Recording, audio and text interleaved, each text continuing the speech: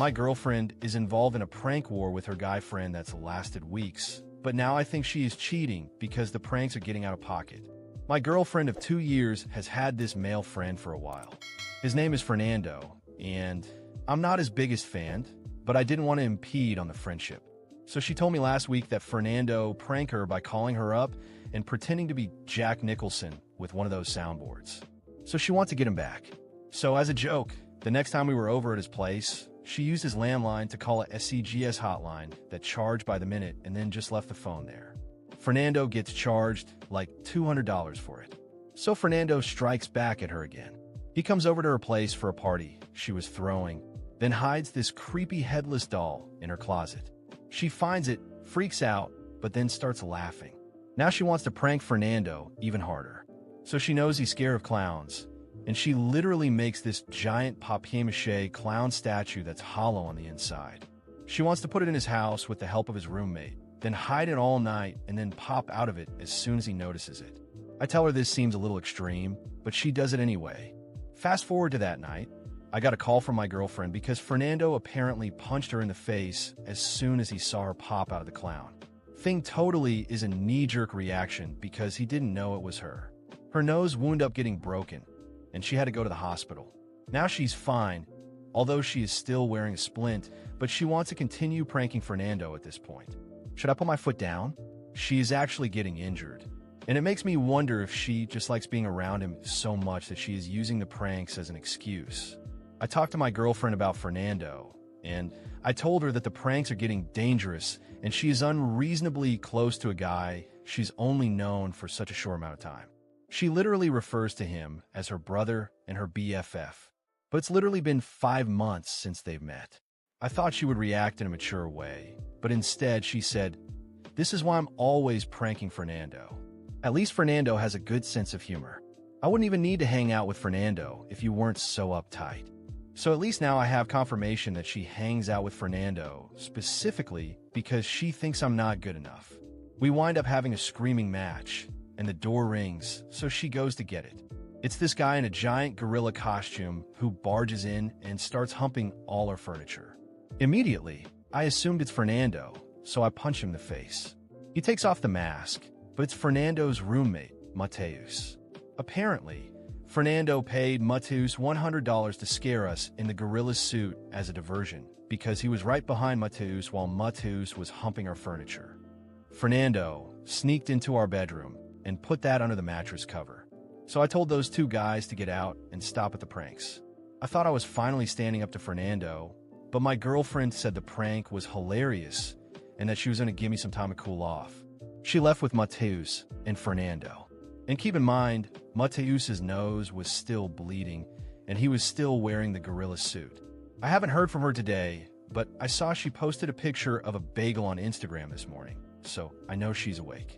I still don't know where she slept last night or what happened with Fernando. I want to break up with her because I'm so angry, but strangely enough, I still really love her and don't want to waste 2 years. I broke up with my girlfriend. I told her pretty much exactly what was suggested. I even told her that I thought her behavior with Fernando was already an emotional affair, if not a physical one. As expected, she freaked out and told me I was being emotionally abusive and controlling. She said that every ex-boyfriend she's had was emotionally abusive, and I was just another one in that category. Since she was only kind of living with me and technically wasn't on the lease, it was pretty easy to kick her out. I wasn't sure if she would go back to her old roommate, where she still had most of her stuff, or if she would start living with Fernando and Mateus. When I asked if she was going to move in with Fernando, she told me it was none of my business anymore. Anyway, that night, I tried to relax. I was pretty upset, but very sure of my decision to break up with her, and I felt like I could start fresh and meet someone new. Then, I started getting a bunch of random calls from a restricted number, but when I picked up, no one spoke. I put my phone on silent, figuring it was one of her childish schemes. In the morning, I saw that I had 60 missed calls from restricted numbers. Then, I got a text from Fernando asking if he could come over to pick up my ex's stuff. So yeah, she moved in with him. I tried to be polite because I just wanted her things out of my apartment, but I also wanted some closure. When he arrived, I told him that his relationship with her directly influenced the breakup and that I knew they were together now. Fernando looked at me surprised and said that he didn't think my ex was into him and that he definitely wasn't into her. I told him to cut the crap, that it didn't matter anymore. He started getting nervous and anxious, so I told him to calm down, that I wasn't going to hurt him, and I just wanted to understand the situation. Then he told me that he knew he contributed to our breakup, but not in the way I thought. Apparently, it was Mateus, not Fernando, who wanted to be with her. Mateus was too shy and asked Fernando to befriend my ex and act as his wingman. Since Fernando had a lot of female friends, Mateus thought that would help him gain her trust. Fernando insisted that the reason he kept pranking her and acting goofy was to make it clear that their relationship wasn't romantic. Apparently, Mateus paid Fernando back for all the times he lost money on pranks. And Mateus was actually the one who paid for my ex's broken nose. I told Fernando that was a stupid plan because my ex moved in with him specifically to be with him, so that sucked for all three of them. Fernando got extremely upset and seemed to be practically shaking at the idea that my ex had feelings for him. So now my ex is living with the guy she has a crush on, who doesn't have feelings for her, and the guy who has a crush on her but was too weird and creepy to say it. I hope they all have fun together. I'm sure she'll contact me again once she realizes the wrong guy is interested. I'm sure she'll come back to me when she realizes the wrong guy is the one who's interested. And it didn't take long for that to happen. At first, I felt relieved to finally be rid of her and all that mess. I could breathe easy without dealing with her ridiculous pranks and unnecessary drama. But, as expected, the peace didn't last. Just over a week after she moved out, I got a message from her. No apologies, no remorse. Just a simple hey. I ignored it. If she wanted something, she could say it directly. But 3 hours later, another message. Can we talk? I could have blocked her, deleted the message, and moved on, but curiosity got the better of me. Not because I wanted her back or had any hope, but because I wanted to see how this mess had played out. I replied with a dry about what? Giving her no room for small talk. She took a while to answer, but when she did, it was a long message saying that we needed to talk about us, that she missed me, and that she didn't think things should have ended like this. I laughed to myself because she talked as if she had been the one to break up, as if I hadn't kicked her out of my life after all the humiliation she put me through. I left her on read and went about my day. But she didn't give up. The next day, another message. Can we meet? I just want to talk. I promise I won't push anything. This time, I didn't ignore her. I replied, if you want to talk, do it here. She insisted on meeting in person, saying it would be better. I told her I didn't see the point, but she kept pushing and eventually I gave in. We agreed to meet at a cafe in the afternoon, in a public place. If she tried any drama, at least she wouldn't be able to cause a scene. When I arrived, she was already there, sitting in the back, scrolling through her phone with the look of someone preparing for a tough conversation. She still had the splint on her nose, a reminder of how far this stupidity had gone. I sat down, unimpressed, ordered a coffee, and got straight to the point. What do you want? She sighed and started with the same old speech. I miss you. I know I went too far with some things, but I really cared about you. I thought we had something special. I rolled my eyes. If you cared that much, you wouldn't have thrown our relationship away for a guy you barely knew. She got defensive. It wasn't like that. I never saw Fernando that way, and you know it. I crossed my arms, waiting for her to keep talking, and that's when the real show began. She told me that after moving in with Fernando, she realized he really had zero interest in her. He treated her like a random roommate, not someone he was remotely attracted to. At first, she tried to ignore it, pretended she didn't care, but then things started to get weird. Mateus, the one who actually wanted her, wasn't what she expected. He was clingy, awkward, always trying to do things for her, but in a way that felt desperate. He would do favors she didn't ask for, insist on cooking for her, and started acting like they were a couple, even though she never gave him any signals. But the worst part? He started making it clear that he expected something in return. One night, after a few beers, Mateus randomly told her that it wasn't fair for him to do so much for her and get nothing back. She said she tried to laugh it off as a joke, but he wasn't joking. He straight up told her if she wasn't serious about him, she should just leave. That's when she realized she had nowhere to go. She couldn't go back to her old roommate because she had already given up the place. She had no money to rent somewhere on her own, and now she was stuck in a house with two guys. One who didn't want her there, and another who was becoming increasingly obsessive. That's when she realized she had screwed up. And, of course, she wanted to come running back to me. I listened to everything in silence, showing little reaction, just sipping my coffee while she spiraled. When she finished, she looked at me expectantly. "So, what do you think?" I almost laughed. What did I think? I thought she was finally getting what she deserved. "I think you should have thought about this earlier." Her eyes widened, like she really thought I'd take her back. "You can't be serious." "I'm very serious." I leaned forward slightly and looked her straight in the eyes. "You treated me like trash. You humiliated me, made a fool out of me, threw me away for two random guys thinking life would be better without me. And now that you realize you screwed up, you want to save you? Do you even hear how ridiculous that sounds?" She started stammering excuses, saying she had been naive, that she never meant to hurt me, that she was just having fun. But I didn't care anymore. "You made your choice. Now deal with it." I got up, left some money for the coffee, and walked out without looking back, leaving her there completely defeated. In the days that followed, she tried everything. Messages, calls, even showed up at my building once. But I never gave her another chance. She didn't deserve one. Later, I heard through a mutual friend that she ended up leaving Fernando in Mateus's place. Mateus lost it and made a scene, saying she had used him and that it wasn't fair. Fernando, on the other hand, just sighed in relief.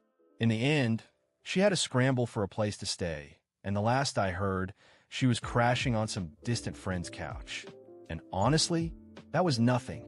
She played with fire, thought she could toy with me and walk away unscathed, and now she was getting exactly what she deserved. Meanwhile, I moved on, free from all the stupidity. After that meeting at the cafe, I thought I had finally closed that chapter of my life. But of course, she wasn't going to accept it that easily. In the days that followed, she kept trying. Messages, calls, even waiting outside my building for an entire night. I ignored everything. But then the rumors started. Mutual acquaintances started messaging me, asking if I knew that my ex was bad-mouthing me. According to her, I was a vindictive narcissist, an obsessive control freak, and my personal favorite, an emotionally abusive monster who abandoned her when she needed me most. I didn't even have to respond. Anyone who knew the full story had already distanced themselves from her. But the final straw came when a friend told me that Mateus, yes, the same creep who tried to manipulate her into being with him, was going around saying that I was a coward for dumping her and that I needed to settle this like a man. That's when I realized this guy wasn't getting away with it. Until then, I had let things slide, thinking my ex was already dealing with the consequences of her actions and that Mateus would destroy himself eventually. But after hearing this, I decided I was going to handle it my way. This guy spent months sneaking around my relationship, manipulating my girlfriend while pretending to be just a friend. And now he wanted to act tough? That same night, I went to their apartment. I knocked on the door and waited. A few seconds later, Fernando opened it. He looked surprised, tense, and before he could say anything, I got straight to the point. "Where's Mateus?" Fernando sighed and looked away. He knew this guy deserved what was coming. "In his room," he said quietly, stepping aside. I didn't hesitate. I went straight to Mateus's door and pushed it open without knocking. He was sitting on his bed, phone in hand, acting like he had nothing to worry about. He looked up and smirked. "Oh, so you finally decided to show up." I didn't answer. I shut the door behind me and stepped toward him. Mateus started to get up, but I didn't give him the chance. The first punch landed square on his jaw, and he stumbled back, hitting the wall. "This is what you wanted, Mateus. To settle it like men." He tried to push me away, but he was weak. I hit him again, this time in the stomach, and he collapsed onto the floor, groaning in pain. "You got close to my girlfriend, manipulated her, and now you want to play the victim." Mateus coughed, trying to say something, but I grabbed him by the collar and shoved him against the wall again. "You pretended to be your friend, acted like you were harmless, but in reality, you were just waiting to stab me in the back, weren't you?" I spat, watching the panic in his eyes. "You waited until she was vulnerable so you could take advantage." I I never forced anything. He stammered, his voice shaking. But you expected something in return, didn't you? Thought that doing favors for her meant she owed you her body? He didn't answer. Just sat there, sweating, trembling, too scared to speak. That's when the door burst open. My ex. She screamed when she saw Mateus on the floor, his face already bruised from the blows. Stop. Please stop this. I turned to her, breathing heavily. Now you want to defend this piece of shit? No, it's not that. Just, this won't change anything. Please, let's talk. Her voice was desperate. I took a deep breath and looked her straight in the eyes. I knew exactly how to end this for good. I can't. What? She looked completely confused. I can't, because I'm with someone else. The shock on her face was immediate. What did you just say? You didn't think I'd just sit around waiting for you, did you? I crossed my arms. I've moved on. I'm with someone who actually respects me. Someone who doesn't play stupid games.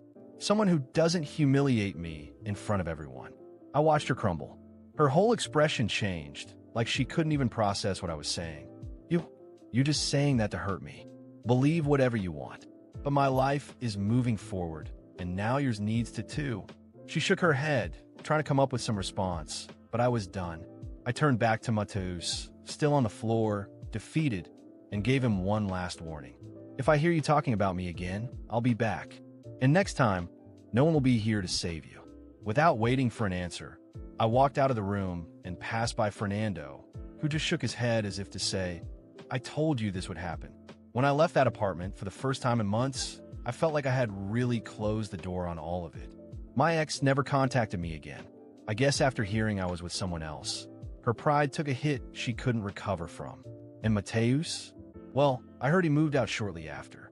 Maybe he finally realized he was just a rat who never belonged among wolves. In the end, I walked away from all of this with a lesson. I learned to value myself. And them? They stayed exactly where they deserved to be. A few weeks had passed since that night, when I put Mateus in his place and finally got rid of my ex. It was a relief not having to deal with her desperate messages, ridiculous rumors, or anything else tied to that circus. My life was peaceful, and I was enjoying this new phase, free from all that toxicity. Then, one day, I got an unexpected message. Fernando. I was surprised. It wasn't a threat, not a provocation, just a simple, can we talk? I stared at my phone for a while, wondering what he could possibly want. I never had anything against him directly, but after all the crap my ex and Mateus had pulled, I had my doubts about anything related to them. Still, for some reason, I decided to reply. About what? He took a while to answer, but when he did, he was straight to the point. I don't know, man. I just think we should talk. This whole thing was a joke. I'll buy you a beer if you hear me out. That caught me off guard. He didn't sound like someone looking for trouble, and it didn't feel like some fake apology either. It seemed genuine. After thinking for a few minutes, I agreed. We set up a meeting at a small bar, nothing too crowded. I was still skeptical, but I wanted to hear what he had to say. When I arrived, Fernando was already there, sitting at a table with 2 beers waiting. As soon as he saw me, he raised his hand in a casual greeting. Glad you came. I sat down without much enthusiasm, grabbed my beer, and took a sip before speaking. All right, what's up? He sighed, rolling his glass between his hands before answering. Your ex, Mateus, all of this. I need to say that you were right all along. I raised an eyebrow, waiting for him to continue. I never had anything against you, but I got caught up in this mess without realizing it. At first, I thought the pranks were just harmless fun. But when your ex moved into my place and started acting like everything was a game, man, it disgusted me. He took another sip and went on. She thought that just because she was there, I'd automatically want her. But there was never anything between us. I never felt anything for her. And when she realized that, she started throwing hints, trying to provoke me, even suggested that we have some fun just to see what would happen. I laughed in disbelief, shaking my head. So, she tried it on you too? Man, this woman never learns. Fernando laughed too, but then he sighed. The worst part was that when I figured out what was happening, I made a decision. I told her straight up, look, you need to find another place to stay because this isn't going to work. And how did she take it? He chuckled, shaking his head like he still couldn't believe it. She lost it, said it was unfair, that she had been through enough and that I should understand her situation. Call me a traitor, cold-hearted, everything you can think of. But I didn't care. I just wanted my peace back. I clinked my glass against his. Now you're finally thinking straight, man. Yeah, but here's the best part. She had nowhere to go. Mateus didn't want her there anymore either, so she had to figure out on her own. Oh, so Mateus finally got tired of the game too? Not exactly. Fernando paused. He was just pissed when he realized she was never into him. She was only using him for a place to stay. I burst out laughing. So the idiot who spent months messing with me, working against me, waiting for the perfect moment to strike, ended up being used and thrown away like trash. Fernando nodded, taking another drink. Exactly. And he didn't handle it well. After she left, he got bitter, started acting weird. I even heard he tried to reach out to her again, but she completely ignored him. So he didn't even get to be with her? Nope. And trust me, that hurt him more than anything. We sat in silence for a moment, just soaking in the irony of the whole situation. Then Fernando raised his glass. I think we should toast to that. I lifted mine too, to the end of this ridiculous soap opera. We clinked glasses and drank, laughing like we had been friends forever. And maybe at that moment, we actually were. Over the next few months, our friendship only grew stronger. Fernando turned out to be a solid guy, someone who had just been caught up in a mess he didn't ask for. He was just as tired of all the drama as I was. And in the end, we were the only ones who came out winning. As for my ex, well, from what I heard, she ended up renting a tiny room, sharing space with two other girls she barely knew. No one paid attention to her anymore. No one cared about her stories. The grand game she tried to play ended with her alone and irrelevant. And Mateus? After his massive ego blow, he disappeared. I heard he moved to another city, probably trying to start over, but honestly, I couldn't care less.